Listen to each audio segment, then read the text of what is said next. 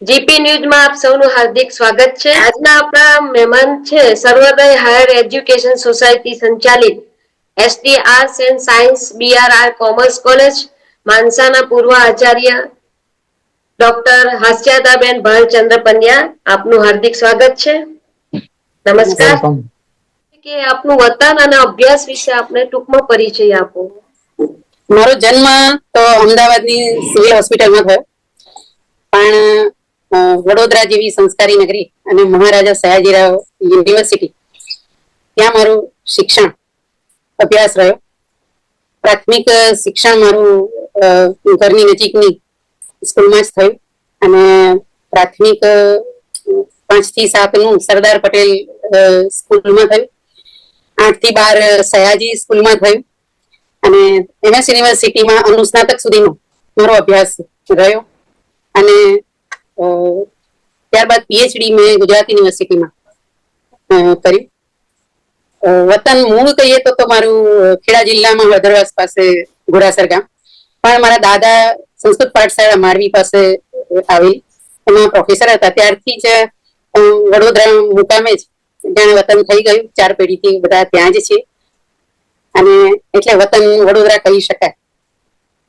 એવું કહી શકાય કે શૈક્ષણિક તમને વારસામાં મળ્યું છે એવું કહી શકાય। તો શૈક્ષણિક ક્ષેત્રમાં કેરિયર બનાવવાની પ્રેરણા ઘરમાંથી જ એવું માહોલ હતો એટલે કે તમારી પોતાની પણ ચોઈસ એવી હતી? હા, ઘરમાં માહોલ તો ખરો જ। મારા પપ્પા, કાકા, મારા પપ્પા 3 ભાઈઓમાં સૌથી નાના હતા, પણ સૌથી મોટા ભાઈ ઓરિએન્ટલ ઇન્સ્ટિટ્યૂટમાં હતા। રાઈટ। વચલા ભાઈ પપ્પાના એ ગવર્મેન્ટ સ્કૂલમાં હતા અને પછી રાજપીપળા પુરુષ અધ્યાપન મંદિરમાં આચાર્ય થઈને નિવૃત્ત થયા। મારા પપ્પા શિક્ષક હતા, હાયર સેકન્ડરી ટીચર। મારા મામા એ શિક્ષક હતા। આમ માહોલ તો ખરો। આજે મારી બેન પણ બ્રાઇટ સ્કૂલમાં શિક્ષિકા છે, પરંતુ એક પરંપરિત એવું હતું કે બીએ થાય એટલે બહેનોને સ્નાતક થયા પછી છોકરાઓ જોવા મળવાના અને બીએડ કરાવવાનું। બીએડ કરે ત્યાં સુધીમાં કોઈ ઘર પસંદ આવી જાય એટલે એને પરણાવી દેવાની। બીએડ એટલા માટે કે હથિયાર આપવાનું કે ઇમરજન્સીમાં કંઈક જરૂર પડે તો એ હથિયારનો ઉપયોગ કરી શકે, સ્વનિર્ભર થવા। આ માહોલની અંદર મારે એવું થયું કે સ્નાતક કક્ષાના અભ્યાસ પછી એમાં ફર્સ્ટ ક્લાસ આવ્યો। પિતા તો બીએડ કરાવવા જ માંગતા હતા, પરંતુ મારા જે ગુરુજનો, જેમાં ડોક્ટર મફત ઓઝા, ડોક્ટર સુધાબેન પંડ્યા, ડોક્ટર સુભાષભાઈ દવે, આ અધ્યાપકોને મારામાં કંઈક એવું લાગ્યું કે આ કંઈક વિશેષ કરી શકે એમ છે। કારણ કે મેં એસવાય બીએ થી જ ગુજરાત સમાચારની પૂર્તિમાં ધારાવાહિક કોલમ વાર્તાની લખવા માંડી અને બીએ થઈ ત્યાં સુધી તો મારો પહેલો વાર્તા સંગ્રહ પ્રકાશિત થઈ ગયો। ત્યાંની એક અક્ષરા સંસ્થામાં હું બહુ એક્ટિવલી કામ કરતી હતી અને એટલે 85માં સત્રના આર્ટિકલ્સ નો સત્ર સંવાદ 2 સહસંપાદન પણ કર્યું। એટલે એમને મારામાં કંઈક વિશેષ પ્રતિભા દેખાઈ હશે તો આવા ગુરુજનો બહુ ભાગ્ય મળે કે મારે ઘેર આવ્યા અને મારા પપ્પાને સમજાવ્યા કે એને બીએડ કરાવવાને બદલે તમે એમએ કરાવો, અને એમણે મને એમએ કરવા કન્વિન્સ કર્યા અને મને એમએ કરાવડાવ્યું। ત્યાર પછી પણ એવું થયું કે ફરી પાછો બીએડ નો પ્રશ્ન ઉભો થયો એમએ પછી, અને ફરીથી મારા એ જ ગુરુજનોએ મને ફરીથી પપ્પાને કન્વિન્સ કર્યા કે આપણે, પપ્પા એમફિલ કહેતા હતા તો પણ ના પાડી કે ના એટલામાં તો પીએચડી થઈ જશે, હોશિયાર છે, કરી દેશે। અને મને પીએચડી કરવા ઇન્સિસ્ટ કરી અને પીએચડી કરવા સુધાબેન પંડ્યા જોડે કરવું હતું, પણ એમને ગાઈડશીપ મળવાને 6 મહિનાની વાર હતી। એટલે મને એમણે જ કીધું કે મફતભાઈ ઓઝા પાસે કરો, હું તારી જોડે જ છું અને જ્યાં જરૂર પડશે તો મદદ કરીએ। તો એ રીતે હું પીએચડી સુધીનો મેં અભ્યાસ કર્યો અને પપ્પાને પણ અંદરથી તો ગૌરવ અનુભવાતું એવું લાગતું હતું કે સામાજિક પરંપરાને લીધે એ થોડાક તૈયાર ન થાય, પરંતુ અંદરથી તો એમને થતું હતું કે એક દીકરી આટલે પહોંચતી હોય કે પરિવારમાં, કુટુંબમાં કોઈ પીએચડી સુધી ના પહોંચ્યું હોય અને પહોંચે, એના સંઘર્ષ અને સમસ્યાઓની એમને ખબર હતી, તો એક આનંદ અને ગૌરવ પણ આખા પરિવારને હતો। કહી શકાય કે બધા એજ્યુકેશન લાઈનમાં હતા, શૈક્ષણિક ક્ષેત્રમાં બધા જ હતા, છતાંય આપણી સામાજિક વ્યવસ્થાના ભાગરૂપે એવું બ્રોડ માઇન્ડ નતું કે એક દીકરીને આવી રીતે બહાર એનો સામનો તમને પણ કરવો પડ્યો, ટૂંકમાં એનો સંઘર્ષ તો લેવો પડ્યો। એ સ્વાભાવિક છે અને મારા કરતા મમ્મીને વધારે, કારણ કે પીએચડી મારું થતા 5 વર્ષ થઈ ગયા અને મેં મારી સાથે પીએચડી નો અભ્યાસ કરતી બહેનોને જોઈ હતી કે છોડી દેવું પડે, સગાઈ થઈ જાય એટલે સાસરીમાં આવન જાવન ને મહેમાનોના આવન જાવનમાં છોડી દેવું પડે. એક વિદ્યાર્થીને તો ફેલોશિપ મળી હતી તો એને પાછી આપવી પડી. ત્યારે મેં મનોમન દ્રઢ કર્યું કે જ્યાં સુધી હવે પીએચડી પૂરું ના થાય ત્યાં સુધી કોઈ છોકરો જોવાનો કે વિરોધ કરવાની હિંમત બી થોડી ઓછી હતી, પણ હા નહીં પાડવાની. એ રીતે હું હા નહોતી પાડી. ત્યારે મમ્મીને વધારે સાંભળવું પડે કે છોકરી માટે કોઈ છોકરાઓ કેમ પસંદ નથી કરતી, શું છે, ફરતી રહે છે. ફરતા તો મારા અમદાવાદ સાહેબ હતા એટલે પીએચડી માટે આખા વેકેશન ત્યારે રહેવું પડે. જોડે જોડે હું નોકરી પાર્ટ ટાઈમ 2 જગ્યાએ કરતી હતી. જંબુસરમાં ભરૂચ જિલ્લામાં 3 દિવસ જતી, 3 દિવસ અમદાવાદ સહજાનંદ કોલેજમાં જતી. એટલે મમ્મીને બી સફર કરવું પડે. લોકો બહેનોને જ કે પપ્પાને ના કે, સ્વાભાવિક છે, એ તો રહેવાનું. Right right right. જી પ્રદીપસિંહ.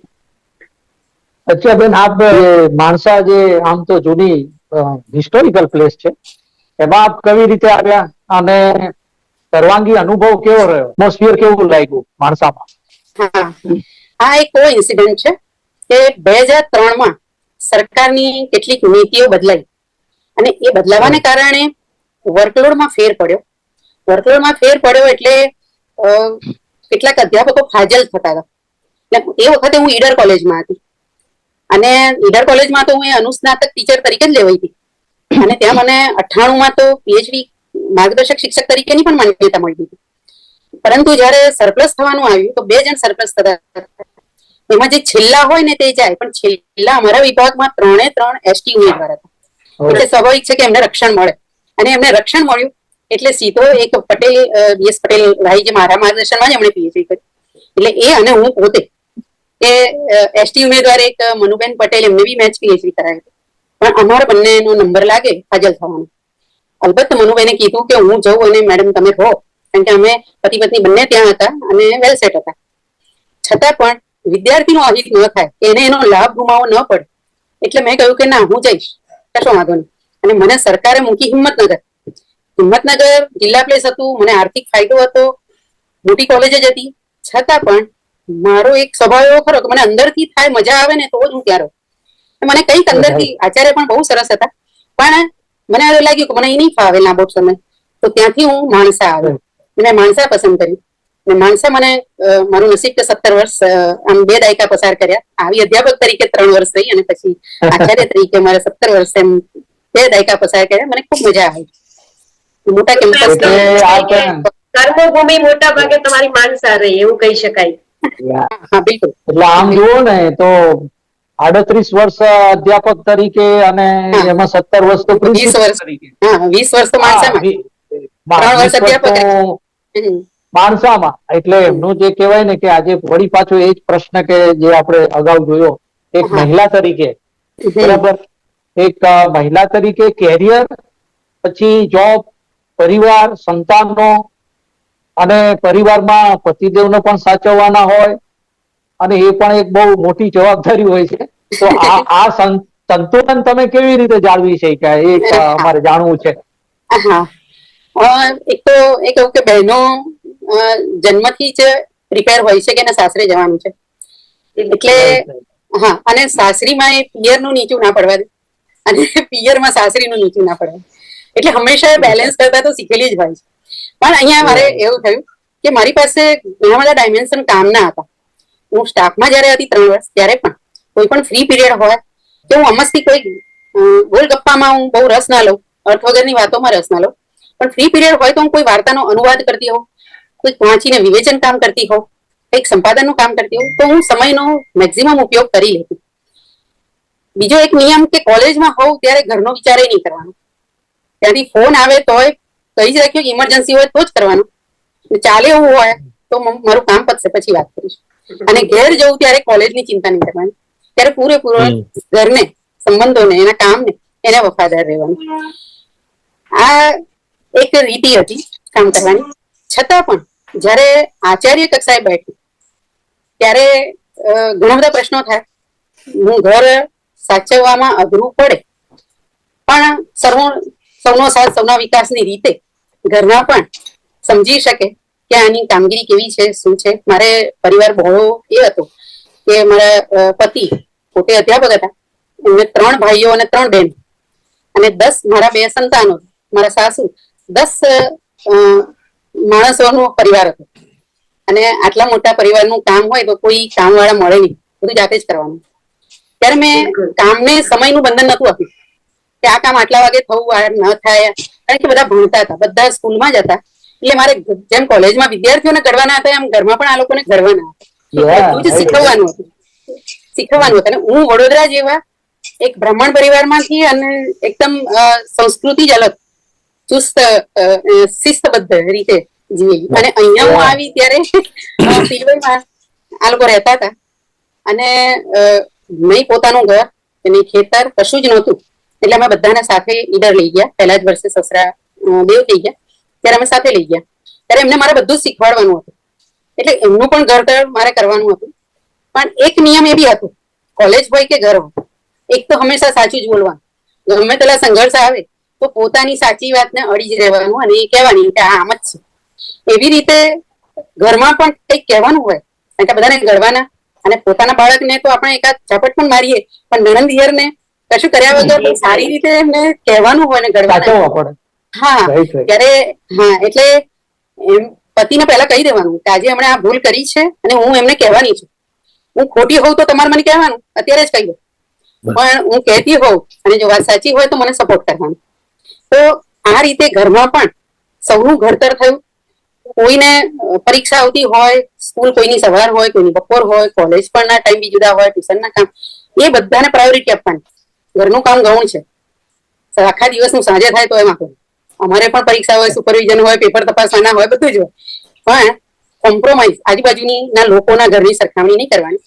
આપણે આપણા ઘરને અનુકૂળ થવાનું અને પ્રાયોરિટી કોને આપવી એ નક્કી કરવાનું. તો મેં સાસુને પણ કહ્યું કે પરણીને જશે ત્યારે કોઈ એવું નથી પૂછવાનું કે તમે કચરા પોતું કરતા હતા કે નહીં, વાસણ કરતા હતા કે નહીં, અને એ તો વેકેશનમાં કરશે એટલે આવડવાનું જ છે. પેલું એ પૂછશે કે શું ભણ્યા છે, કેવા સંસ્કાર છે, કઈ આદતો છે, આ બધું પહેલા જોશે અને આપણે એને જ કેન્દ્રમાં રાખવાનું છે અને એ રીતે આપણે ઘડાવવાનું છે. તો ઘર પણ એ રીતે ઘડાતું અને એ જ બધું હું કોલેજમાં પણ હંમેશા એ કરવા મથતી હતી અને એવા જ્યાં લાગે ત્યાં પરિવર્તન કર્યા. પણ આવું બેલેન્સ હંમેશા રહ્યું છે. મારા બાળકોને બોર્ડની પરીક્ષા બંનેની હતી ત્યારે અહીંયા કોલેજમાં પ્રશ્નો આવ્યા હતા અને મારે યુનિવર્સિટીની દોડાદોડ અચાનક ઊભી થઈ ગઈ. તો ત્યાં બાળક મહત્વનું નથી, બાળકને તો સંભાળી જશે ગમે તે, કોલેજને મારે સંભાળવાની છે. તો હું પહેલું પડતું મૂકીને યુનિવર્સિટી દોડતી. તો આ એક બેલેન્સ, સતત એવું ન્યાયિક વલણ રાખવું પડતું હોય છે અને બધાને સાથે રાખ્યા. એટલે આમ જુઓ તો તમે ડબલ મોરચે લડ્યા અને જે આપણી બુદ્ધિમત્તા અને જે you had set your priorities very well. તમારી જે નિર્ણય શક્તિ છે, જે ધ ચોઇસીસ યુ મેડ, એ ખરેખર કામ કરી ગઈ અને એ તમારું જો કે એવું પ્રતિભાશાળી વ્યક્તિત્વ છે. એટલે હું એમ નથી કહેતો તમારા માટે ડાબા હાથનો ખેલ હોઈ શકે, પણ એ દરેકને તકલીફ તો પડે છે. મહિલા આચાર્ય હોય અને વહીવટમાં બેઠા હોય ત્યારે પુરુષ પ્રધાન અહમ પણ સામે આવે. મોટે ભાગે સામે પુરુષો જ છે. અને ત્યારે બી એ ખુરશી સ્વીકારતા પહેલા મેં મારા પતિ સાથે એ ચર્ચા કરી જ દીધી કે જો મારી સામે બધા જ પુરુષો આવશે, પછી મારે વચ્ચે કોઈ વ્યવધાન ના આવવું જોઈએ. મારે ક્યાંય જવાનું હશે, ક્યાં ડીલિંગ કરવાનું હશે, વહેલું મોડું થાય. અને થતું હતું ને એક વખતે રાતે 12 વાગ્યા સુધી હું કોલેજમાં રહેતી, પણ ક્યારેય મને પરિવારે ક્યાંય કામમાં મને અટકાવી નથી અને હંમેશા મને પરિવારનો પણ સહયોગ મળી જ રહ્યો છે અને મળતો હતો. સાથે સાથે સર્જન કર્મમાં જ્યાં ટાઈમ મળે ત્યાં, ક્યારેક આખી રાત, સર્જન નું તો એવું જયારે પૂર્ણ થાય ત્યારે કરું આખી રાત જાગવી પડે. એ પણ એક અદભુત કહેવાય ને કે આટલી બધી અમે તો વાંચી કે આટલી બધી સાહિત્યિક રચનાઓ કરી, પાછું આવું ડબલ, એટલે સ્પેર ટાઈમમાં પણ તમે એનો ઉપયોગ કરી દીધો. અને ઘર, સસરા, સાસુ બધું સંભાળવાનું, આ તે બધું બાળકોને પરવરિશ કરીને તમે કેનેડા મોકલ્યા અને બંને ઉચ્ચ અભ્યાસ કરેલો છે, એમને ડોક્ટર બન્યા છે. એટલે એ જ બતાવે છે કે તમારામાં કેટલી બધી પ્રતિભા છે એક મહિલા તરીકે. ખરેખર અદભુત કહેવાય. મેનેજમેન્ટ સ્કિલ એમનીમાં એમ ખૂબ ભરીને પડી છે એવું કહેવાય, કેમ કે મેનેજમેન્ટ વગર આટલું બધા મોરચે લડવું શક્ય નથી. મેનેજમેન્ટ, એડમિનિસ્ટ્રેશન પાવર, કારણ કે હું પણ વહીવટમાં હતો એટલે એડમિનિસ્ટ્રેશન પાવરમાં તમારે ઘણીવાર હાર્ડ ચોઇસીસ કરવી પડતી હોય છે, ઘણાને નારાજ પણ કરવા પડતા હોય છે, પણ you have to be firm. તમારી ચોઇસીસ બહુ ઓલી હોવી જોઈએ, પ્રાયોરિટીઝ બહુ મહત્વની છે. એ બહેને વાત કરીએ. હું લગભગ 4 યુનિવર્સિટી, 5 કોલેજો હું ફરીને આવી. અને એવું એક સમય એવો હતો કે હું અઠવાડિયામાં 7 જિલ્લાનું પાણી પીતી. એટલે આટલું પાછું ટ્રાવેલિંગ. પણ જ્યાં જ્યાં મને જે સારું લાગ્યું, નિરીક્ષીય કરતી રહી. અધ્યાપક હતી ત્યારે કદાચ મને ક્યાંક કશું ન ગમ્યું હોય, આચાર્ય દ્વારા જે કઈ એક્શન લેવાતા હોય અથવા તો કઈક સૂચનાઓ મળતી હોય, પણ પછી એમના પક્ષે હું વિચારતી, નિરીક્ષીય કે હું ક્ષીર વીણી લીધી. દરેક આજે મને પહેલી જ કોલેજના કિરીટભાઈ બક્ષી જંબુસર કોલેજમાં હતા, તો એ નાગર હતા, બહુ સ્ટ્રીક પણ બહુ સહાનુભૂતિ રીતે વ્યવહાર વર્તન રાખતા. ત્યારે મેં એમનામાંથી જે પામ્યું એક આચાર્ય કેવા હોવા જોઈએ. ભલે એક આંખ લાલ છે પણ બીજી બાજુ એ ખૂબ સહાનુભૂતિ રીતે કર્મચારીઓ સાથે વર્તે છે ને વ્યવહાર રાખે છે. તો આ શીખી. એવું અમદાવાદની સહજાનંદમાં જયરામભાઈ હતા, એમની પાસેથી શરૂઆત હતી કારકિર્દીની. એટલે હું આ બધામાંથી કંઈક શીખતી આવી. ઈડર આવી તો એના પ્રમુખ સાહેબ કુમુદચંદ્ર રાવલ, બહુ મોટું નામ, અને એમની પાસેથી મેનેજમેન્ટના પાઠ શીખી કે એક મેનેજમેન્ટ શું કરી શકે ને શું હોઈ શકે, એમની પાસે કઈ સત્તાઓ છે અને આચાર્ય પાસે કઈ સત્તાઓ હોય છે. એ મેનેજમેન્ટ આચાર્ય અને અધ્યાપકો વચ્ચે, કર્મચારી વચ્ચેના પ્રોટોકોલ શું છે, એના ડિસ્ટન્સ શું છે, એસ્થેટિક ડિસ્ટન્સ, આ બધું હું માપતી રહી. અને અહીંયા જયારે મારે માણસા આવવાનું થયું ત્યારે સૌથી પહેલા પ્રમુખ સાહેબ ઘનશ્યામદાસ શાહ સાહેબ હતા મુંબઈના. અને આવતાની સાથે પ્રશ્નો હતા, કારણ કે 8-10 વર્ષ કાર્યકારી આચાર્ય હોય એટલે થોડુંક તંત્ર શિથિલ થયું હોય, અને મારે એની વચ્ચે બેસવાનું આવ્યું સીધું. ત્યારે કેટલાક હિસાબીય પ્રશ્નો પણ હતા, અન્ય પ્રશ્નો પણ હતા. અન્ય આચાર્ય તરીકેના પ્રશ્નોમાં કોઈ દખલગીરી નથી. સારામાં સારું મેનેજમેન્ટ મને માણસાનું લાગ્યું છે, પણ એમની સારાસનો દુરુપયોગ બી નથી કરવાનો, એ હું પાછી બિલકુલ દ્રઢ હતી કે માણસ જયારે સારો હોય ત્યારે એને સારાનો દુરુપયોગ નથી કરવાનો. પણ એમની પાસેથી હું તો ભાષાની માણસ, શબ્દોની માણસ અને આંકડા વચ્ચે રહેવાનું થયું. ત્યારે એ જે પ્રશ્નોમાં મને શાહ સાહેબનો જે સહકાર મળ્યો તે બિલકુલ કાબિલે તારીફ હતો. અને એ જયારે આવે ત્યારે એમની એ આચાર્ય તરીકે મને માન આપે, પણ મને હંમેશા નમન કરવાનું મન થાય કે એમની પાસેથી હંમેશા મને કંઈક ને કંઈક શીખવા મળે. એ આટલી મોટી એક કંપનીનો વહીવટ કરતા હતા, એલિટ કંપની, એટલે એમની પાસે તો ભર્યું પડ્યું હોય વહીવટનું નોલેજ. અને એ મેનેજમેન્ટના હું તો કહું કે માસ્ટર, એમની પાસેથી હું ઘણું બધું શીખ્યું.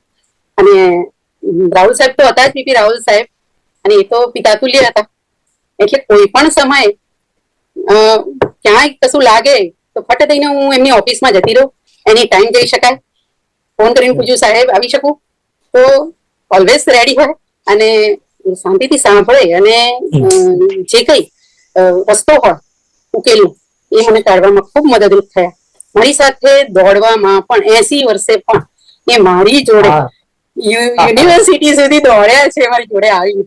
મને ક્યારેક સંકોચ થાય પણ અનિવાર્ય હોય. હું મેનેજમેન્ટની જાણ બહાર મેં ક્યારેય કશું નથી કર્યું. હા, ક્યારેક નુકસાન થાય એવી મને ખબર છે. ઘણા મુત્સદ્દીગીરી દાખવતા હોય કે મુઠ્ઠીમાં રાખે બધું, પણ મને જેવી રીતે વકીલ કે ડોક્ટર પાસે કશું છુપાવાય નહીં, એવી રીતે હું એવું માનતી કે મેનેજમેન્ટ પાસે કોલેજની કોઈ વાત છુપાવવી ન જોઈએ. અને હું ભલે મને ક્યારેક કોઈ મળે, બધા બૌદ્ધિક હોય ને એટલે મતભેદ હોય, તો રાહુલ સાહેબની જોડે બી ક્યારેક મતભેદ થાય, પણ હું મારો પક્ષ મજબૂતીથી રજૂ કરું અને એ એમનો મૂકે તો ક્યારેક એ પણ સ્વીકારે કે બેન તમારી વાત સાચી, અને એ પણ પછી જોડે રહીને ચલો હવે આમાં શું થઈ શકે તો આપણે રસ્તો કાઢી શકીએ. અને ક્યારેક મારી ભૂલ થતી હોય તો મને એવું લાગવા ના દે કે મને એ કઈક ઠપકો આપે છે કે એવું ઉદાહરણ આપીને વાત કરે. તો અનુભવના ભાથું જબરજસ્ત હોય એટલે એક એવું ઉદાહરણ આપીને વાત કરે કે જેનાથી આપણે સમજી જઈએ કે શું કહેવા માંગે છે, અને આ રીતે એ આપણને ટ્રીટ કરે. તો આ બધું ઘણું બધું એમની પાસે આ રીતે બી શીખવા મળ્યું. તો આવો વહીવટની જયારે જવાબદારી લીધી ત્યારે અગાઉનું મારું નિરીક્ષણ કરેલું તો હતું જ ક્ષીરત્વ, પણ સાથે સાથે મારે આ પણ અહીંયા પણ મને આ મળ્યું. અને સપોર્ટ બી મળે. ખરેખર અદ્ભુત રીતે એક શું કહેવાય આત્મસાત કરી લીધું બધું તમે. અને જ્યાંથી ગ્રહણ થાય તો નોલેજ પણ ગ્રહણ કરી લીધું, ત્યાંથી શીખવા મળે, ત્યાંથી શીખી લીધું. એ પણ એક ગ્રહણ શક્તિ એવી ભાવના ઉચ્ચ હોવી જોઈએ ને. વિશ્વજીતભાઈ તો જ શીખવી શકાય. yes. ચોક્કસથી. મેડમ, મને યાદ છે સર્વોદય હાયર એજ્યુકેશન સોસાયટીની ઓફિસમાં જે વખતે આચાર્ય તરીકે જોડાયા, પછી કોલેજની અંદર ઓફિસમાં પધાર્યા હતા, એ વખતે વાતચીત કરતા હતા. એ વખતે આપના મનમાં ઘણા બધા પ્રશ્નો હશે. એમાં આપ કોલેજ માટે આપનું વિઝન શું હતું એ વખતે, અને એ હાંસલ કરવા માટે આપે કેવી યોજના બનાવી, એ આપ ટૂંકમાં જણાવશો? પહેલા તો હું કહી દઉં કે હું જે કોલેજમાં જઈને મોટા કેમ્પસની કો એજ્યુકેશનની કોલેજોમાં થઈને આવી. બીજું, આ કોલેજ પણ સદનસીબે મને એટલી ઉત્તમ કોલેજ મળી કે આટલું મોટું કેમ્પસ, અને એની પરંપરા પણ ખૂબ જ ઉજ્જવળ હતી. કેશુભાઈ જેવા આચાર્ય હતા, વિદ્વાન હતા, અને એમણે આનું શરૂઆતથી જ સંસ્થાનું ઘડતર કરેલું હતું. એણે ઘણા બધા આયામો સિદ્ધ કરેલા હતા, અને એવી કોલેજમાં મને આ આચાર્ય થવાની તક મળી. પછી કાર્યકારીમાં પણ રાહુલ સાહેબ જેવા હતા કે જે પણ ઘડાયેલા અધ્યાપક અને ઘડાયેલા વહીવટદાર. એ તો અર્થશાસ્ત્રના હતા, એટલે નાણાકીય બાબતમાં મને પડે એટલી તકલીફ એમને ના પડે, હિસાબો વગેરે. અને પંડિત સાહેબ હતા. પંડિત સાહેબ પણ ખૂબ વિદ્વાન હતા. અને મારે અહીં આવવાનું થયું હતું ત્યારે પણ ગુજરાતી વિભાગમાં આવવાનું હતું. એવો ગુજરાતી વિભાગના અધ્યક્ષ હતા. મને કેટલાકે એવી ઘણી વખત એવી અફવાઓ આવે, એટલે એવી અફવાઓ આવી હતી કે એમને બહેનો માટે પ્રેજ્યુડાઇઝ છે, એટલે બહેનોને તો સ્વીકારે નહીં. અને મને ઓર્ડર થયો તો માણસાનો. હવે મેં કહ્યું કે આ બધી વાતો બાજુ પર, આપણે સાહેબ જોડે વાત કરીએ. અને મેં આગલે દિવસે સાહેબને ફોન કર્યો કે સાહેબ, હું હાસ્યદાબેન બોલું અને આવતીકાલે મારે હાજર થવું છે. અને એમણે જે રીતે રિસ્પોન્સ આપ્યો, આશ્ચર્ય થાય તો ઓહો, હાસ્યદાબેન તમે તો વિદુષી છો, વેલકમ વેલકમ વેલકમ, હું તમારી રાહ જોઉં. તો એકદમ મને આશ્ચર્ય થયું, કારણ કે એ સાહિત્યના હતા, મારા કામથી પરિચિત હતા. બીજું, એમના ફાધર, એમનો વારસો પણ ખૂબ ઉત્તમ હતો, અને એમના ફાધરથી હું પણ પરિચિત હતો. તો મને એવી તકલીફ ના પડી હાજર થવા માટે. પરંતુ પછી આચાર્ય આ જ કોલેજમાં થવાનું થયું, તો આવા વિદ્વાન આચાર્ય સાથે બી મારે 3 વર્ષ રહેવાનું થયું. અને ઘણી સાહિત્યિક ચર્ચાઓ અને અમે આદાન પ્રદાન કરતા હતા. અમે 3 નવા અધ્યાપકો આવેલા હતા. અમને અહીંયા ગોઠવવામાં સહેજે તકલીફ ના પડી. પણ પછી જયારે અહીંયા આચાર્ય તરીકે બેસવાનું થયું ત્યારે બહુ સ્વાભાવિક છે કે હું જે કોલેજોમાં જઈને આવી એમાં જે ઉત્તમ કાર્યો હતા, જે રીતે થતા હતા, એ મારા ધ્યાનમાં હોય જ સ્વાભાવિક છે. અને હું એને ફોલો કરવા, અહીંયા ગાડી અપનાવવા પ્રયત્ન કરવું એ પણ સ્વાભાવિક છે. બીજું કે ગુજરાતની ઉત્તમ કોલેજો મારી આંખ સામે હતી, તો ત્યાં શું સારું થઈ રહ્યું છે, અને અહીંયા આપણે આપણા જે વિસ્તાર છે, આપણા વિસ્તારનો જે સમાજ છે, આપણા વિસ્તારના જે વિદ્યાર્થીઓ છે, એમાં આપણે ઉત્તમમાં ઉત્તમ બેસ્ટ શું આપી શકીએ એનું હંમેશા મારું ચિંતન રહેતું. અને સમસ્ત માણસા ક્ષેત્રનો વિકાસ થાય એ મારી દ્રષ્ટિ ખરી. અને પહેલું કામ તો એ થયું કે માત્ર એક જ અધ્યાપક પીએચડી થયેલા હતા. આચાર્યને તો કન્ડિશન હોય જ છે કે પીએચડી હોવા જોઈએ અને 15 વર્ષનો અનુભવ જોઈએ. અને ત્યાર પછી સ્ટાફમાં એક જ અધ્યાપક પીએચડી હતા. એટલે પહેલું કામ તો એ હતું કે બધા અધ્યાપકો પીએચડી સુધીનો ઉચ્ચ અભ્યાસ કરે, કારણ કે એ 50-75 પુસ્તકોનો અભ્યાસ કરશે એ નિમિત્તે, તો એનો સીધો લાભ વિદ્યાર્થીને થવાનો છે, અને એનાથી એના પરિણામ પર ફેર પડશે, અને આ વિસ્તાર એ રીતે ઉજ્જવળ પણ બનશે. એટલે પહેલું તો અધ્યયન અધ્યાપકો પણ કરે કે નોકરી મળી ગઈ એટલે પતી ગયું, હવે આમાં કોઈ ફાયદો નથી, એ જે દ્રષ્ટિકોણ છે એને દૂર કરવાનો હતો. એટલે એ મેં દૂર કર્યો.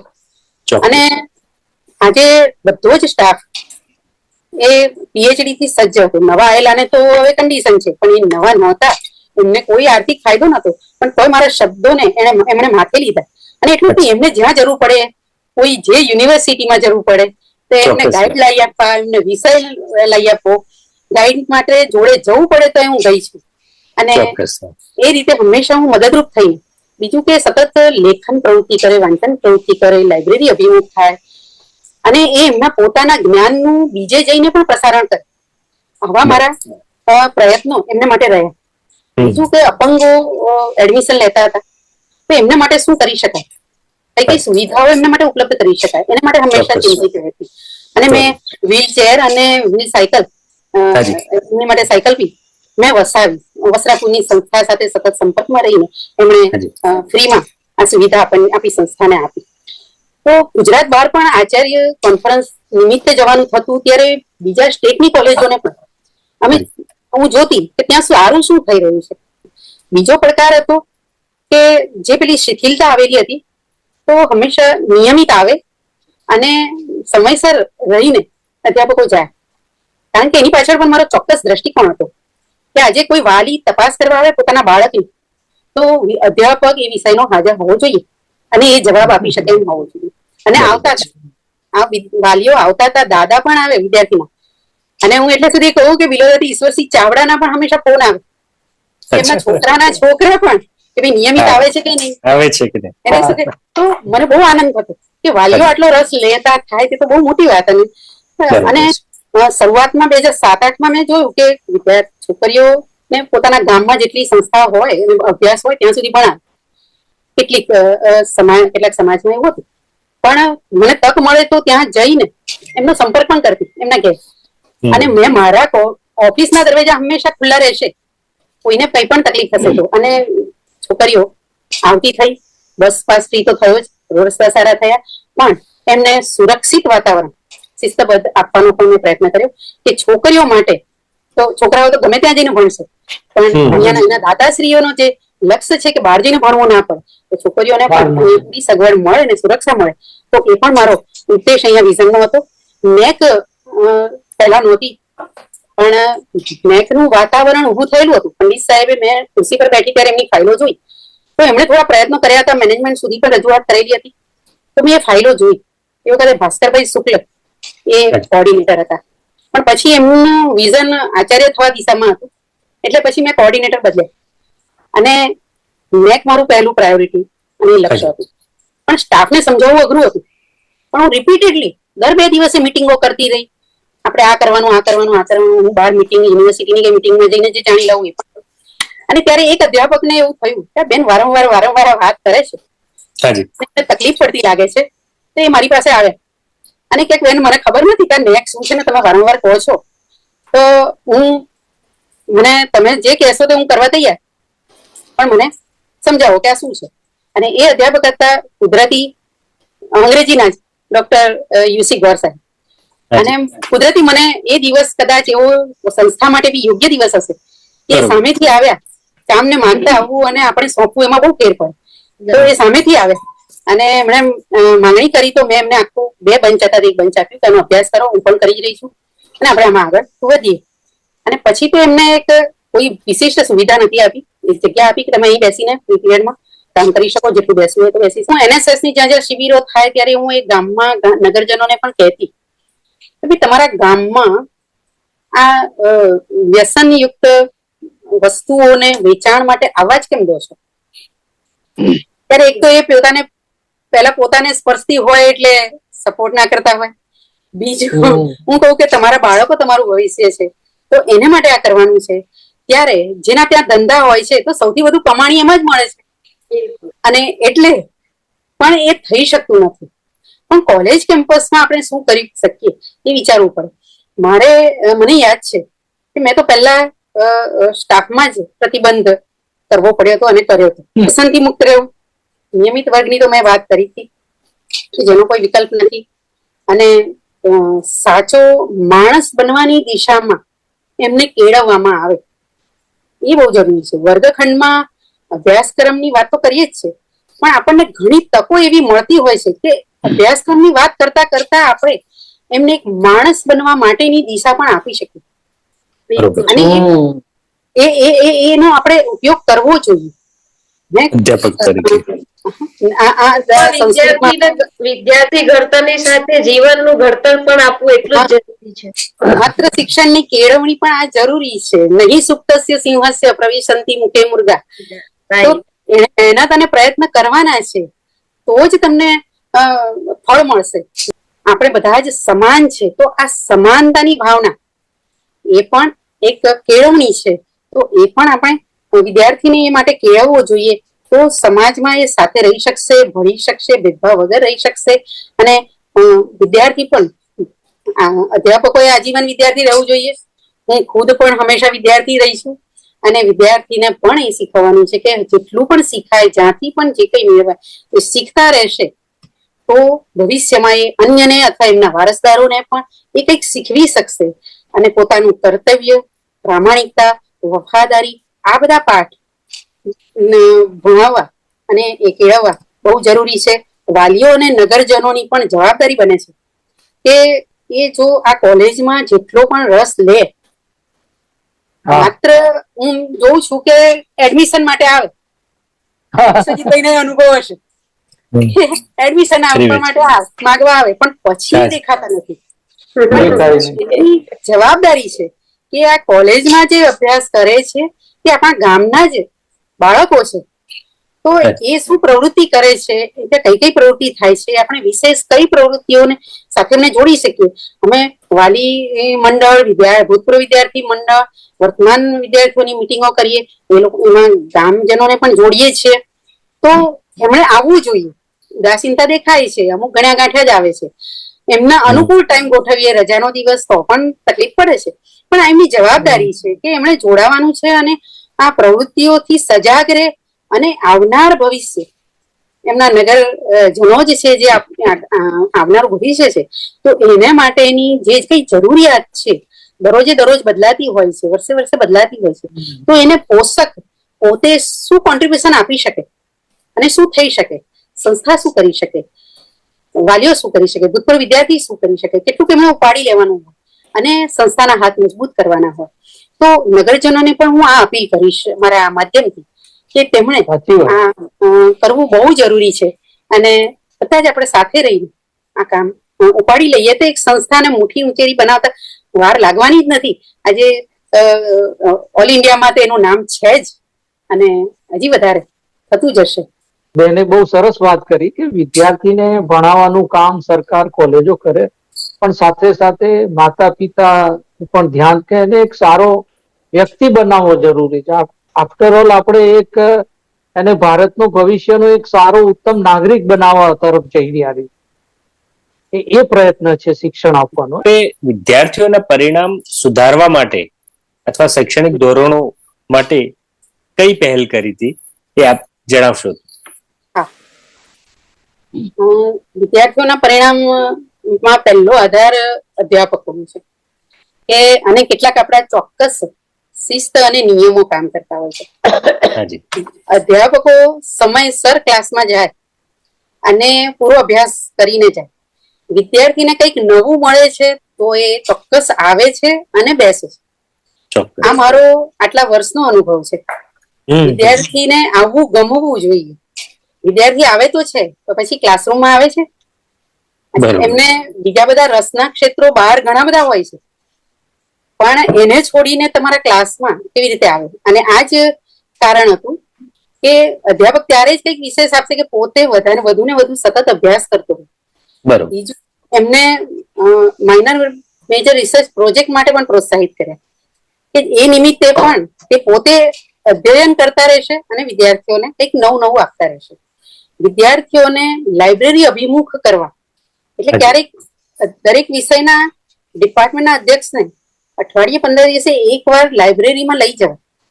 લાઇબ્રેરી કોને કહેવાય, કેવી રીતે ગોઠવાય, તેમાં શું છે, અને વિશેષ માત્ર અભ્યાસક્રમ તો નક્કી હોય જ છે યુનિવર્સિટી કરેલો, પણ એમાં તમે વિશેષ અભ્યાસ શેનો કરી શકો ને શું કરી શકો, શું જાણવું જોઈએ, એના સંબંધિત પુસ્તકો અધ્યાપકો ઇંગિત કરે તો વિદ્યાર્થીઓ ત્યાં જઈને વાંચે. તો લાઇબ્રેરી અભિમુખ કરવા અને વર્ગ અભિમુખ કરવા, તો એ કામ કરીએ તો આપોઆપ પરિણામ સારા મળ્યા છે.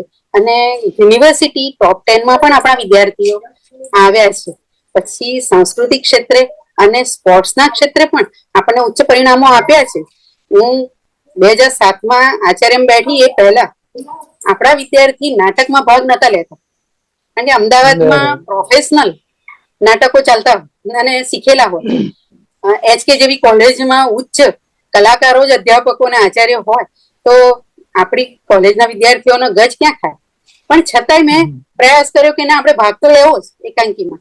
અને સતત આપણે 3જા નંબરે આવતા હતા ત્યારે પહેલા નંબર બરાબર જ હતો કે આપણા ગામડાનો વિદ્યાર્થી એવો સરસ અભિનય કરે કે અમદાવાદની સાથે સ્પર્ધામાં એ ઉભો રહી શકે. તો આવા ઉત્તમ પરિણામ. અને સ્પોર્ટ્સ તો આપણો વિસ્તાર સ્પોર્ટ્સ માટે જ છે અને પ્રખ્યાત છે. એમાં તો પરિણામો આપણે એને જેટલી મોકળાશ આપીએ એટલી મળે અને મળે. ચોક્કસ. જ્યાં સુધી આપણે એક અધ્યાપક તરીકે સેવા કરીએ તો એક આપણી જવાબદારી લિમિટેશન વાળી હોય, અને ત્યાર પછી જયારે એક આચાર્ય તરીકે આપણે એક પદ સંભાળીએ ત્યારે આપણી પાસે એક બહુરી જવાબદારી હોય, જેમાં વિદ્યાર્થીઓ તો આવે, શિક્ષકો આવે, સાથે સાથે સ્ટાફ પણ આવે. તો એ બધાનું કોઓર્ડિનેશન કેવી રીતે તમે વિકસાયું? કેવી તમને ચેલેન્જ ફીલ કરવી પડી? થોડી અમને માહિતી આપો. અધ્યાપક તરીકે હું હતી ત્યારે પણ 4-5 કમિટીમાં તો મને રાખે છે. અને ત્યારે આચાર્ય કહે એટલે કરવાનું, કરવા ખાતર કરવાનું, એ જો માનસિકતા ન રાખીએ અને ડિવોટેડ રહીને એને પરિણામલક્ષી બનાવીને કામ કરીએ તો વહીવટ આપોઆપ આપણા લોહીમાં ભળી જતો હોય. અને એવી રીતે તૈયાર થઈને હું અહીંયા આવી હતી. અને અહીં જ્યારે મારે આવવાનું થયું તો પડકારો તો હતા જ, પણ મારે બધાને સાથે રાખવાના હતા. તો સૌનો આદર કરવાનો. મારા 85% સ્ટાફ મારાથી સિનિયર હતો અને મારે એમનો આદર કરવાનો અને એ મારી ખુરશીનો આદર કરે. રાઈટ. 3 વર્ષ સ્ટાફમાં બેઠી હતી એટલે મિત્રો તો હતા જ. અને મેં કહ્યું કે હું સ્પષ્ટ વક્તા હતી એટલે મેં કહ્યું કે જો આપણે મિત્રવત કામ કરીશું તો તમને બી મજા આવશે, મને બી મજા આવશે. ખુરશી બતાવવાની મજબૂરી પર મને ના મૂકશો તો આપણે આનંદથી કામ કરી શકીશું. અને એ રીતે બને એવા પ્રયત્ન મારા રહેતા કે ખુરશી બતાવી ન પડે અને પરસ્પર આદર સન્માનથી કામ થાય.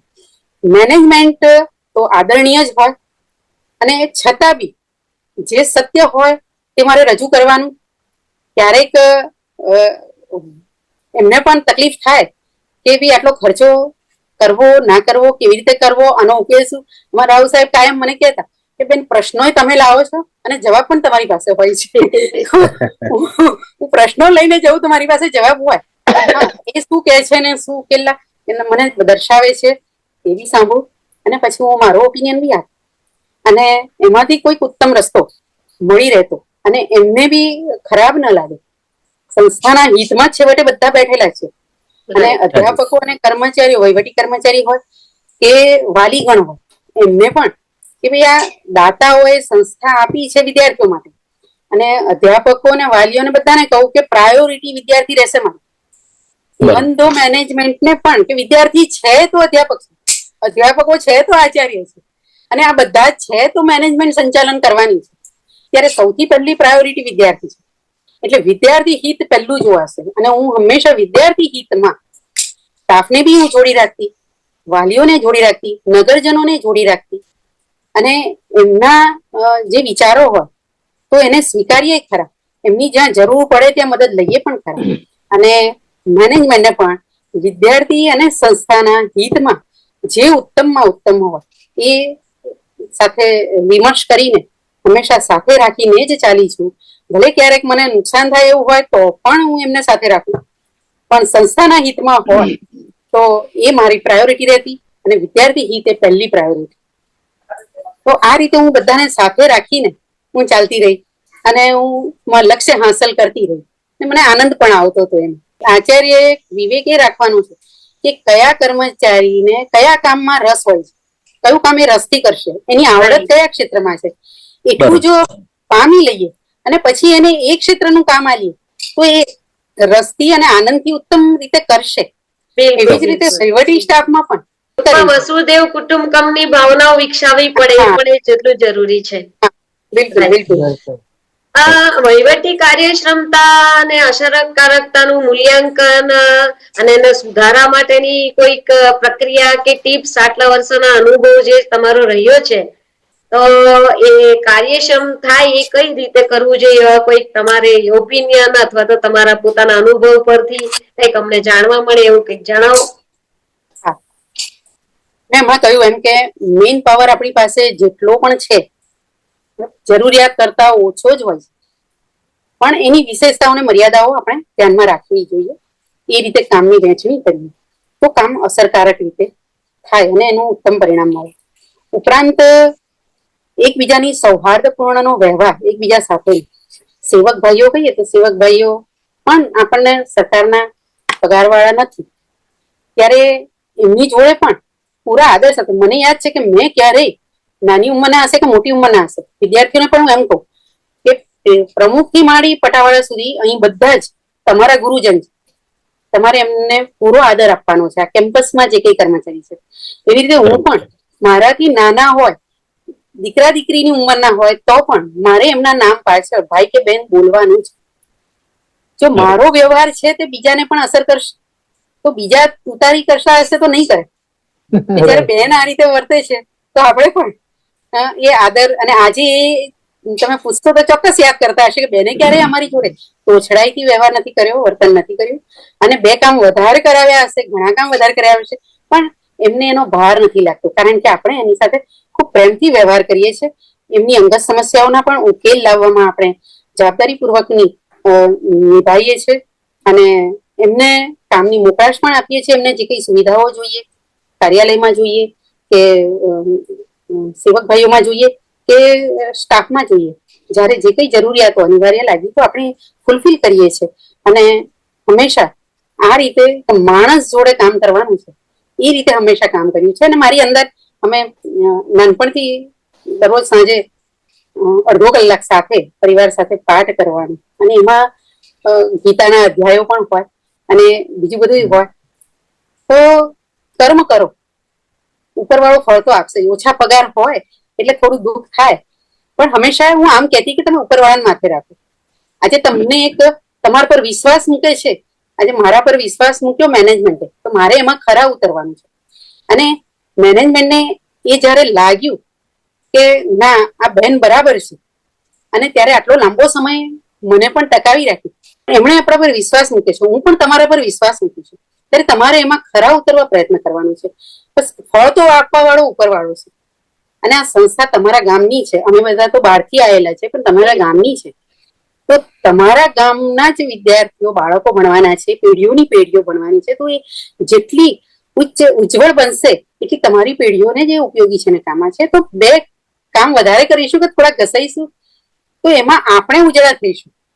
સોનું જેટલું ઘસાય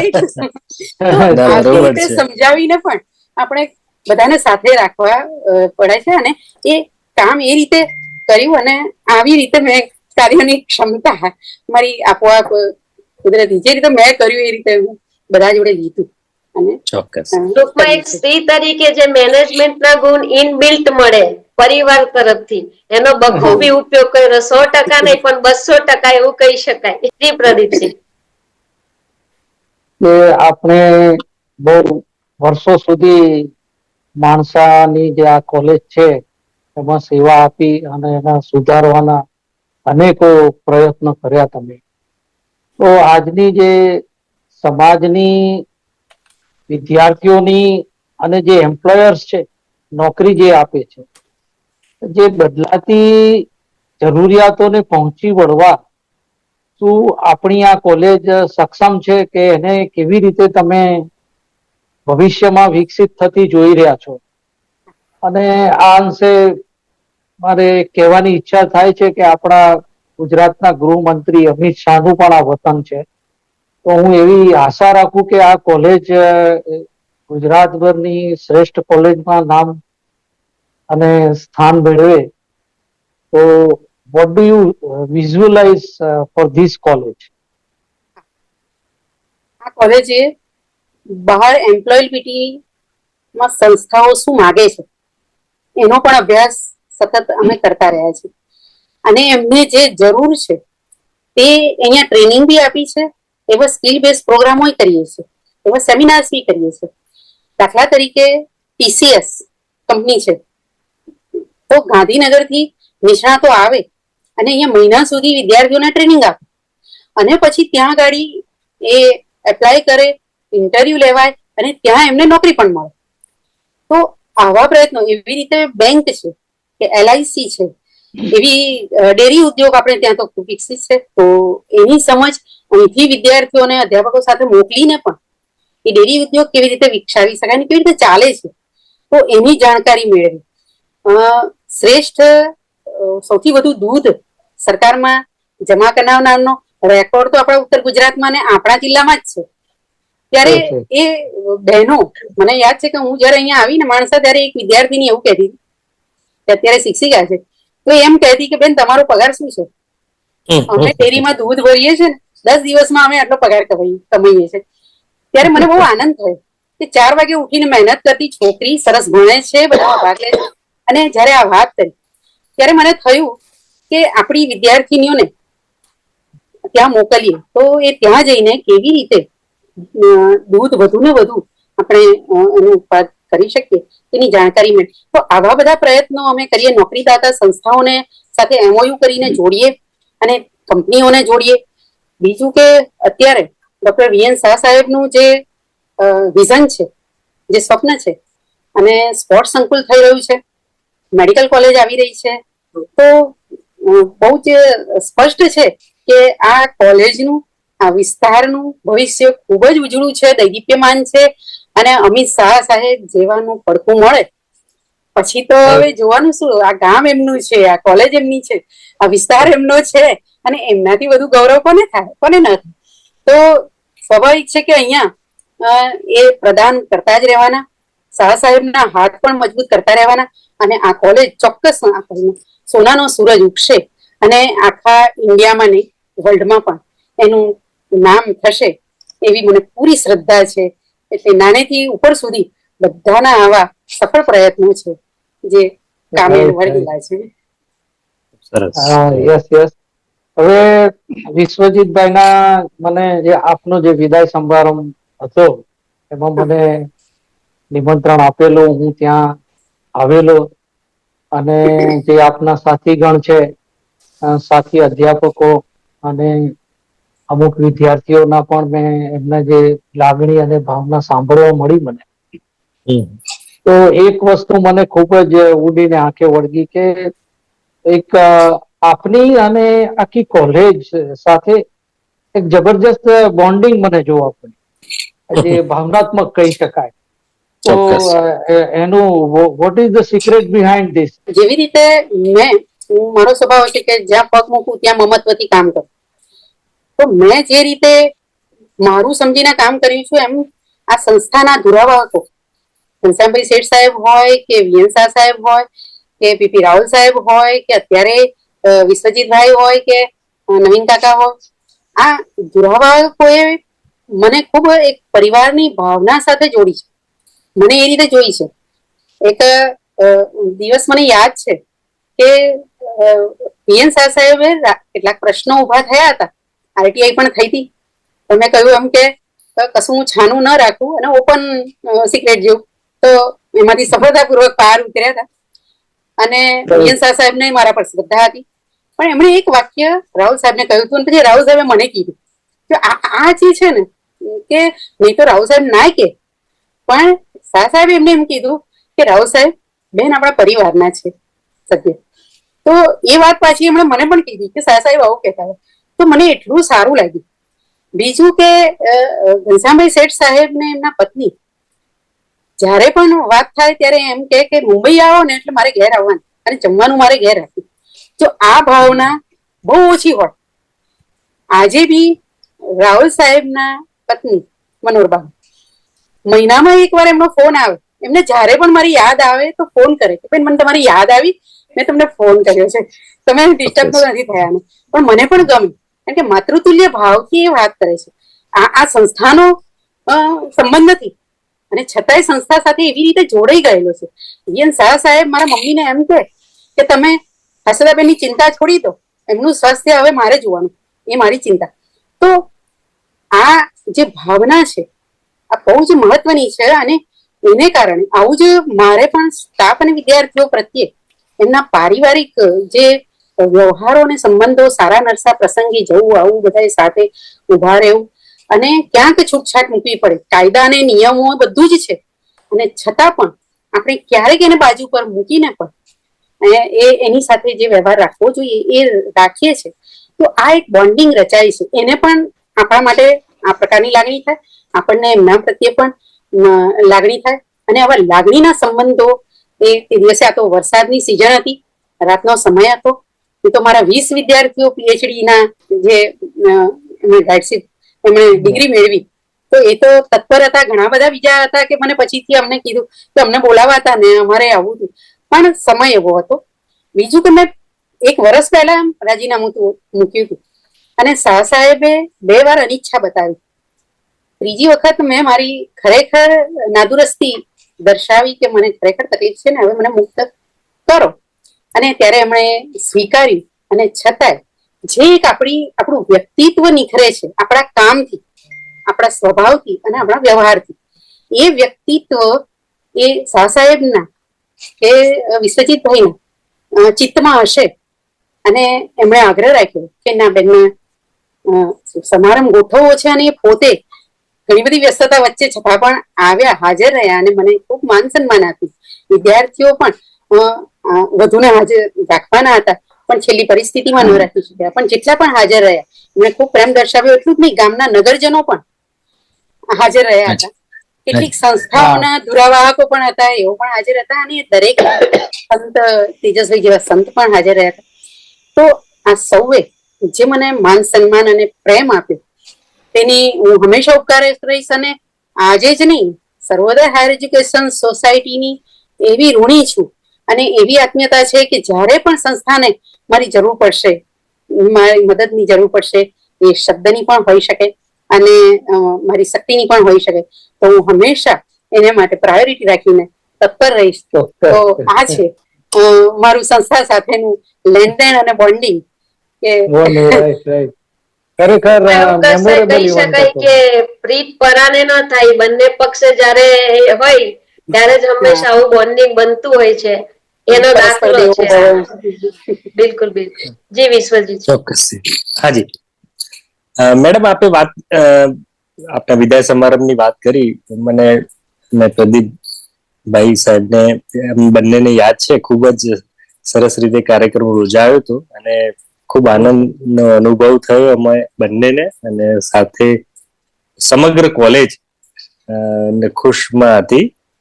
કેમ? કારણ કે આપને જે વિદાય છે એ ખૂબ જ સરસ રીતે થાય, અને આપના માન સન્માન અને એ જે આપે કામ કોલેજને કર્યું છે, કોલેજ માટે જે કર્યું છે, એના માટે ચોક્કસ અમે બધા આપણા ઋણી છીએ. વિદ્યાર્થી માટે આપના જોડેથી પૂછવા માંગીશ કે સફળતાના કયા સિદ્ધાંત કામ લાગે છે, અને એ શિક્ષક માટે પણ કઈ રીતના સફળતાના સિદ્ધાંત શું હોઈ શકે, એ વિશે આપ થોડો પ્રકાશ પાડશો. પહેલું તો એ જ કે અથાગ પરિશ્રમનો કોઈ વિકલ્પ નથી. અને અધ્યાપક હોય કે વિદ્યાર્થી હોય, બંને માટે માહિતીના અઢળક સ્ત્રોત છે. આજે ગૂગલ છે કે જીપેટ માંથી તમને બધું રેડીમેડ તૈયાર મળી જાય છે, માહિતી મળે છે. પણ વર્ગખંડનો અભ્યાસ જે સમજણ આપે છે, એ સમજણ કોઈ નહીં આપી શકે. એ કોઈ ટેકનિકલ જે ઇન્સ્ટ્રુમેન્ટ છે એ તમને સમજણ નહીં આપે. અને એટલે અધ્યાપકોએ બૌદ્ધિક સજ્જ રહેવું જરૂરી છે, નવું ચિંતન કરવું જરૂરી છે, વિદ્યાર્થીઓને ચિંતન કરવા જરૂરી છે, એમની પાસેથી એમના સમયના નવા વ્યૂ લેવા જરૂરી છે, અને જ્યાં યોગ્ય લાગે તો એને સ્વીકારવા જરૂરી છે, આદાન પ્રદાન કરવું જરૂરી છે. અને તો જ એ આ જે બંનેને સફળતા ત્યારે જ પ્રાપ્ત થઈ શકે. અને એ બંનેની સફળતા પર સંસ્થાની પણ સફળતા છે. શિસ્ત અને મહેનત એનો કોઈ વિકલ્પ નથી, અને એને અપનાવવો જ પડે. એક વાત કહું કે હમણાં જે બોન્ડિંગ ની વાત કરી ને, એમાં ઉમેરું કે જે વિદાય, આ તો મારી વિદાય ભલે ટેકનિકલ હતી, પણ રાહુલ સાહેબ મેં જે વિદાય લીધી એ એટલી મારા માટે કઠોર હતી કે લગભગ 1 વર્ષ સુધી મારી ખુરશી પર બી મારી આંખમાં આંસુ ટપકતા હોય બેઠી હોય. અમુક સભાએ મને ચોક્કસ યાદ આવે, ચોક્કસ. અમુક અને એમના શબ્દો યાદ આવે. ઘણા શબ્દો હું એમની સાથે, એક એમનું વિધાન એવું હતું કે હું થોડીક પેલી, મને પરશુરામનું બિરુદ મળેલું એટલે હું થોડીક કડક થઈ જાઉં અને આકરી પણ થઈ જાઉં. આમ તો એ પણ રજપૂત હતા એટલે તલવાર કાઢી શકે એવો હતા, પણ પાછા એમ કે જો થોડુંક આપણે વાણિયા જેવું પણ શીખવાનું, અને એ શીખવાડીને કે પકડવાનું ખરું, હા ભૂલ જવા નહીં દેવાનું, પકડવાનું અને પછી છોડતા પણ આવડવું જોઈએ. તો આવા ઘણા વિધાનો એમની પાસેથી હું શીખી અને હું એના અમલમાં પણ મૂકતી. મને યાદ છે કદાચ વિશ્વજીતભાઈ એમની સાથે જ હશે, પણ એમણે પણ છેલ્લી ક્ષણે મને તો યાદ કરી જતી. અને મારા માટે એના જેવી ઉત્તમ ધન્યતા કોઈ નથી કે માણસ છેલ્લી ક્ષણે જો મને યાદ કરે. એમના સોસાયટીના સિક્રેટ હિસાબો હોય કે આવકના સ્ત્રોતો હોય, એ બધું જ એ મને જોડે રાખતા અને સમજાવતા અને કહેતા કે જો આ છે તમે જાણી લો અને સમજી લો. તો બાકી કોઈ આચાર્યને જરૂરી નથી કે આ બધું બતાવવું ને આ સિક્રેટ ઓપન કરવું, પણ એમને એટલો મારા પર વિશ્વાસ હશે અને મારો એટલો આદર અને આ બોન્ડિંગ અમારું એમની જોડે રહ્યું કે આજે બી મારી આંખમાં જળજળી આવી જાય એમને યાદ કરવું એટલે. તો આવું સંબંધ રહે છે, તો એવો હોવો જોઈએ. ચોક્કસ. ના હું એનો સાક્ષી છું. છેલ્લા સમયગાળાઓ દરમિયાન પણ આપ અને સોની સાહેબ બંને જણા મારા ઘરે આવતા. પપ્પા બીમાર હતા તો કોલેજની કંઈક વાતચીત કરવી હોય તેમ આપ પણ સમય કાઢી અને ઘરે આવીને વાતચીત કરતા પપ્પા જોડે. તો એ જે બોન્ડિંગ છે આપણે વાત કરી, ખરેખર ખૂબ જ ના કહેવાય કે સ્મરણીય છે. આપને એક પ્રશ્ન પૂછવા માંગીશ કે માણસાનમાં અને ખાસ તો વહીવટીય જવાબદારીમાં સૌથી નોંધપાત્ર પડકારો આપના માટે કયા રહ્યા હતા? એ મેં લગભગ શરૂઆતમાં કહી દીધું કે મારે જયારે શરૂઆત કરવાની હતી ત્યારે સૌથી પહેલા તો હિસાબનો પ્રશ્ન. છેલ્લા 5 વર્ષથી હિસાબ થયા જ નતા, ઓડિટ નતા થયા, અને એની સામે મારે નેકમાં જવાનું હોય ત્યારે એમાં ઓડિટ રિપોર્ટ મૂકવા પડે પૂરેપૂરા. હવે હિસાબ માં બધું શોધખોળ કરવી અઘરી હતી. મેં કહ્યું એમ કે કાર્યકારી આચાર્ય હતા એટલે થોડીક મુશ્કેલીઓ ઘણી હતી, કારણ કે કોઈ જવાબદાર રહે નહીં. સ્ટાફમાં જ બેઠેલો અધ્યાપક જયારે ખુરશી પર બેસે છે ત્યારે અલગ બાબત હોય છે. હું જયારે બેઠી ત્યારે કાયમી આચાર્ય તરીકે બેઠી, ત્યારે કાયમી આચાર્યની સત્તા અને અધિકારો અને કાર્યકારીના એમાં ફેર પડે છે. શ્રી રાવ સાહેબને જોડે રહીને હું સરકારમાં હું એમની જોડે જતી, મારી જોડે એમને લઈ જતી સોરી, અને ત્યાં વિનંતી અને ભલામણ કરીને કે કાયમી આચાર્ય ન હોય ત્યારે ક્યાંક અનિયમિતતા થઈ હોય, પણ એવો કોઈ ઉદ્દેશ એવો ખોટો નથી સંસ્થાનો, અને ત્યારે મિનિમમ જેટલું વ્યાસ થતું હોય એટલું કરાવીને મિનિમમ ચૂકવ્યું. કારણ કે બધી સંસ્થાઓ હોય, એક સંસ્થા ના હોય, પણ મને એમાં રાવ સાહેબ નો સહકાર મળ્યો. આવા પડકારો આકસ્મિક આવતા જતા હતા. ધીરે ધીરે સંસ્થા પછી રેગ્યુલર થઈ અને રેગ્યુલર પછી ધ્યાન અપાતું ગયું અને સરળતા ધીરે ધીરે થઈ. પણ પહેલા 2-5 વર્ષ તો આવું રહે. વિદ્યાર્થીઓમાં પણ એમના ઘરના અને ગામના અને ડેપો પરની સમસ્યાઓ અને પ્રશ્નો હોય એ કોલેજમાં આવી જાય, અને એમાં કોલેજ આપણે તો કશું જાણતા ના હોય કે અહીંયા તો કશું થયું જ ના હોય, અને ત્યારે એનું પણ ડીલિંગ કરવું પડે. પણ હું જુદા જુદી કમિટીઓ અને સેલ બનાવતી હતી.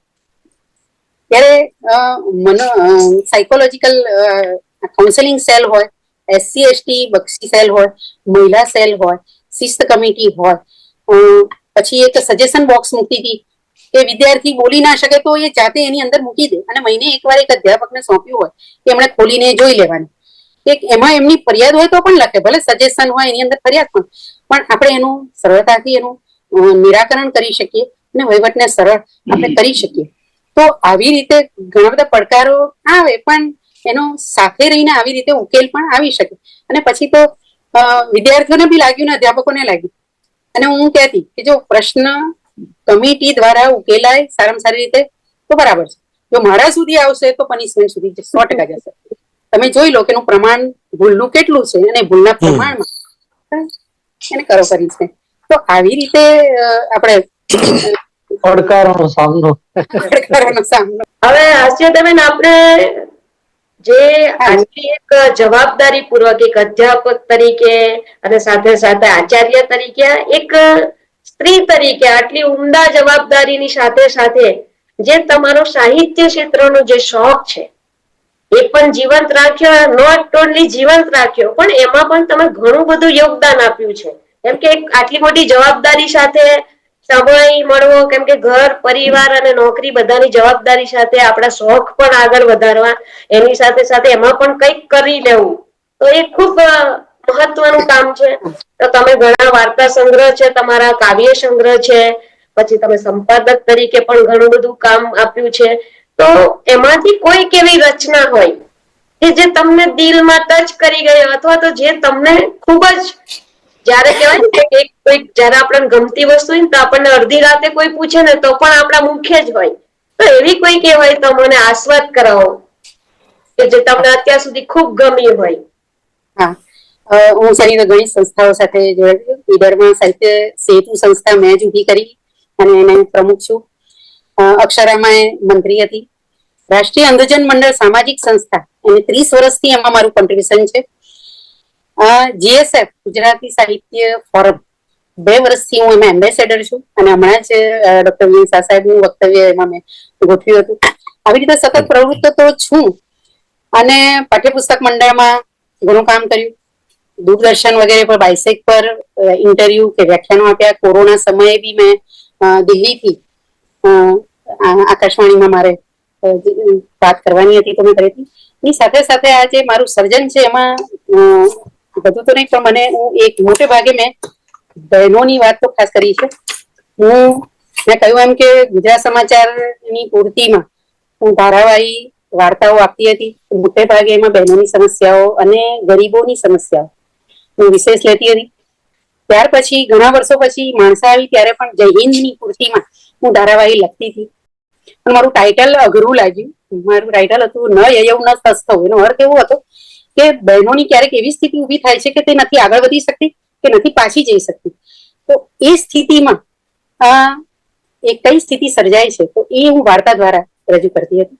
પછી આ જવાબદારીની વચ્ચે મારે 2 વર્ષ પછી પાછું અટકાવવું પડ્યું.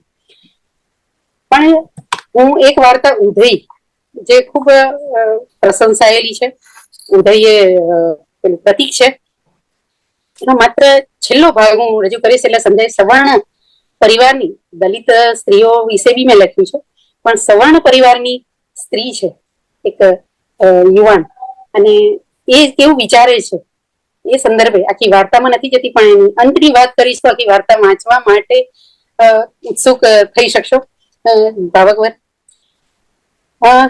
છેલ્લે કહે છે કે મને ઉદય દેખાય છે દાદોત્તર વારસામાં, દાદીના ગર્ભમાં, ખાનદાની ધર્મમાં, મમ્મીના પ્રાણમાં, કાકીના કર્મમાં, ફોઈની શીખમાં, પપ્પાના મર્મમાં, ભાઈના મિજાજમાં, આજ્ઞાના ઓળકારમાં, દોમદોમ સાહિબીમાં, ભગવદ્ ગીતા પર ઉપસેલા ઉદયકૃત નકશામાં મારે મારો વિસ્તાર શોધવો છે.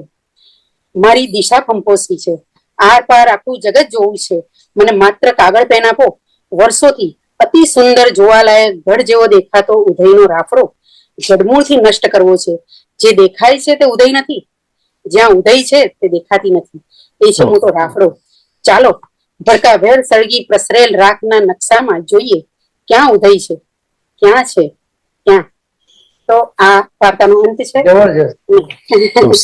જબરજસ્ત.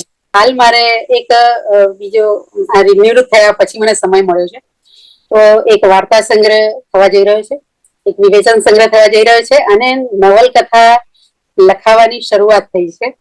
તો આપના સૌના શુભેચ્છાઓ અને આશીર્વાદ વડીલોના છે કે હું એ દિશામાં સફળતા પામીશ.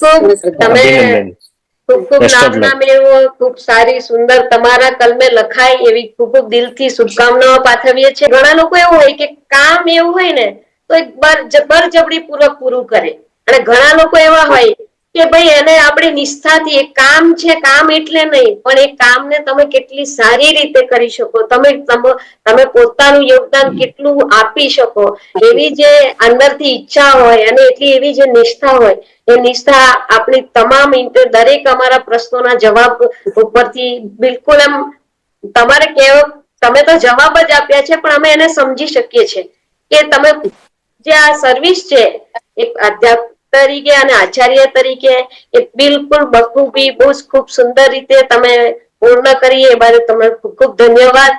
અને મને તો આશા અને અપેક્ષા જ છે કે તમારા નીચે જે લોકો પણ ભણી નીકળ્યા હશે તો એ કઈ નહીં, ભલે કેરિયર ન બનાવ્યો હોય, પણ એક આદર્શ વ્યક્તિત્વ તો ચોક્કસ પામ્યા હોય એવું હું અંદરથી ફીલ કરું છું કે જેટલા પણ તમારા ટચમાં આવ્યા હશે તો વ્યક્તિત્વ તો એ લઈને જ ગયા હશે.